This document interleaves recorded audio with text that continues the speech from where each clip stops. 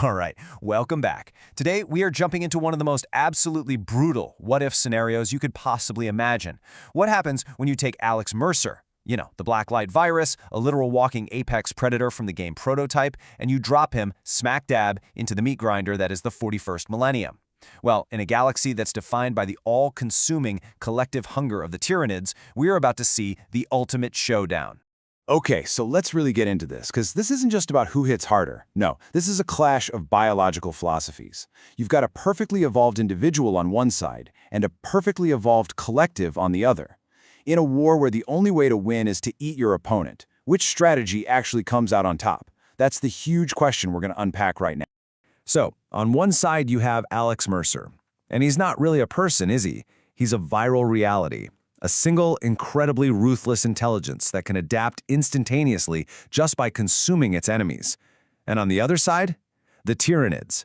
This isn't just a species, it's a living avalanche of biomass, a collective consciousness guided by one hive mind, and it operates on a galactic scale.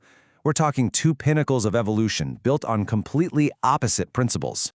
So yeah, the stage is set for a fight that's going to decide the future of biological supremacy in this whole grimdark universe. This is a war of ideas, but it's fought with claws and blades and hyper-evolving genetic code. But here's the thing.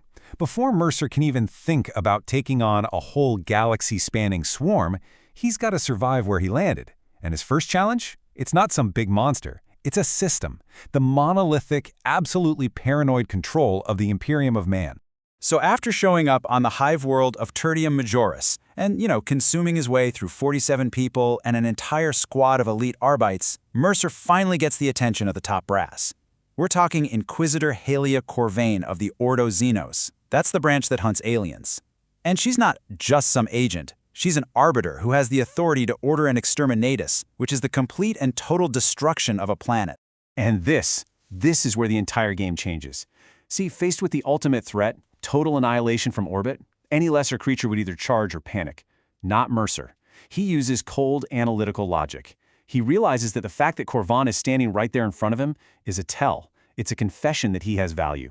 With that one sentence, he turns a potential execution into a high-stakes negotiation.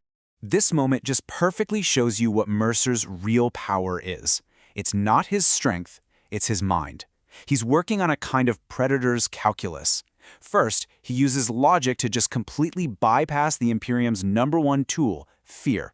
Second, he shows strategic restraint. He knows that killing an Inquisitor would start a hunt that he's not ready for, yet. And third, he flips the whole script, forcing Corvain to reveal her hand just to justify why she should be allowed to live. So let's look at the choice Corvain gives him, because it's a perfect trap. The stick is total, unavoidable destruction for both of them. The carrot, though? It's a leash. But that leash comes with access to the one thing Mercer needs more than anything else: knowledge.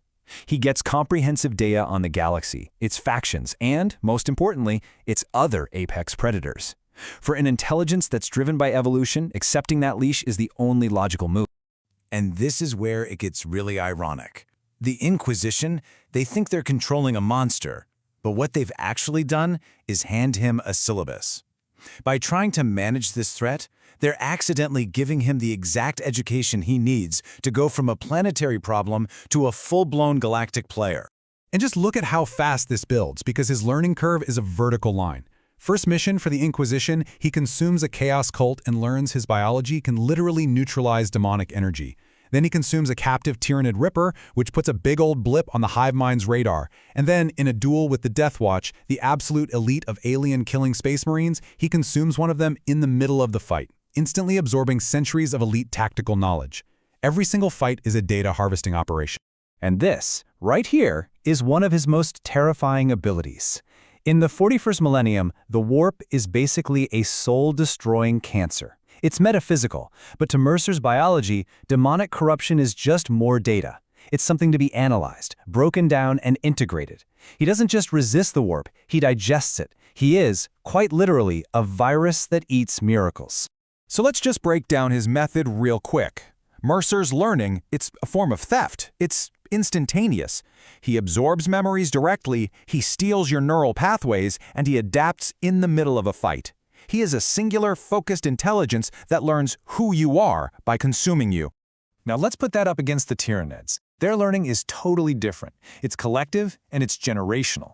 The hive mind analyzes a threat, and then it births whole new organisms specifically designed to counter it in the next wave. It's a much slower systemic process. See, while Mercer learns who you are, the Tyranids learn how to kill your entire species.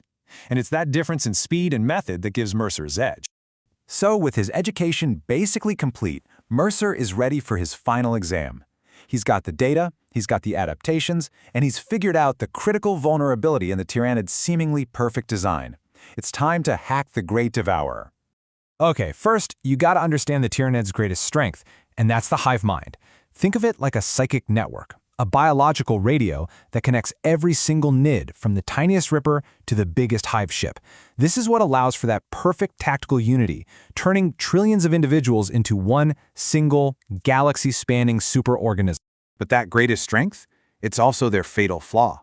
The entire swarm is completely dependent on that psychic signal. It's called synaptic dependency. If you can cut that connection to the hive mind, the perfectly coordinated swarm doesn't just get confused, it shatters. The individual creatures turn back into feral, mindless animals, and they often even start attacking each other. And this is the key. By consuming a high-level Tyranid warrior, one of the command nodes in the network, Mercer doesn't just get its biomass. He hijacks its synaptic structures. He creates what is essentially a one-way connection. And this lets him siphon the hive mind's data. I'm talking its genetic archives, its battle plans, everything. All while his own individual consciousness stays firewalled and completely in control. So all of this leads to his final, really elegant solution. It's not a bigger gun or stronger armor. It's a biological weapon that attacks the Tyranid's core philosophy. He engineers a retrovirus from their own genetic code, he unleashes it on a world that's under siege, and then he just watches as it completely severs the swarm's connection to the hive mind. He doesn't just defeat the collective, he shatters it by forcing individuality onto it. And in the aftermath of that, the whole war of biological philosophies has a very, very clear winner. A new apex predator has just ascended, and the balance of power in the galaxy's endless hunt, it's been changed forever. So in the end, the swarm just breaks. The individual proves it can outthink, outadapt, and ultimately shatter the collective.